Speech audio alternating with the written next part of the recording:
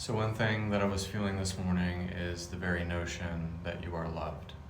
You are loved by the divine, you are loved by your reflections, you're loved by your lessons, you're loved by your hardships, the struggle, the example that it sets for you, in you coming up out of the woodwork and rising up and being a leader and being one that speaks truth to power, speaks truth to manifestation, speaks and walks and dignified in the tongue of the Spirit, the way of the Spirit, and the truth of the Spirit within the golden ratio of the spiritual journey, the spiritual awakening, and allowing yourself to have an emphatic reconciliation of the transfiguration of the soul, connecting into the mind, body, and spirit, also allowing the subconscious and the unconscious to blend in with one another and create from that standpoint of unity, faith, and connection.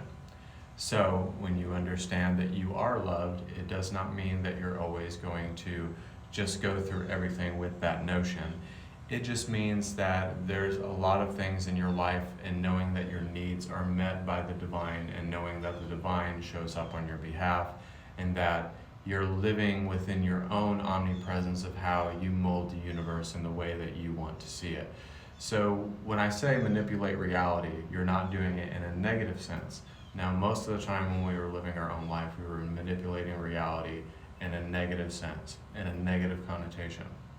So now we're not molding reality in a negative connotation from a negative standpoint and just attracting our most negative thoughts, our most negative desires, and all of these other things that come through the woodwork.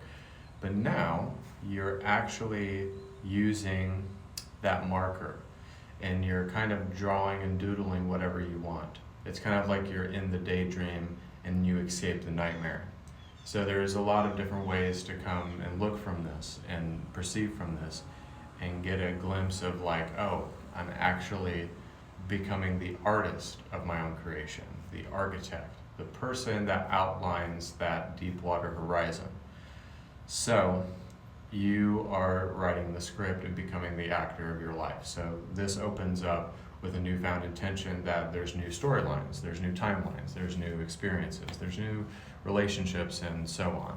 So I think what's interesting about this is that it showcases to us and demonstrates to us that all of us are loved. And sometimes when we don't feel like we're loved, or we go through things that don't demonstrate that, it doesn't mean that you're loved less. It just means that you're going through it because you are loved.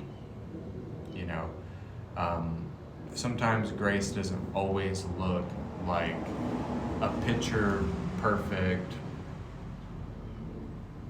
fairy tale story, but sometimes your story allows you to tell other stories and to be one that prophesies their own innate wisdom.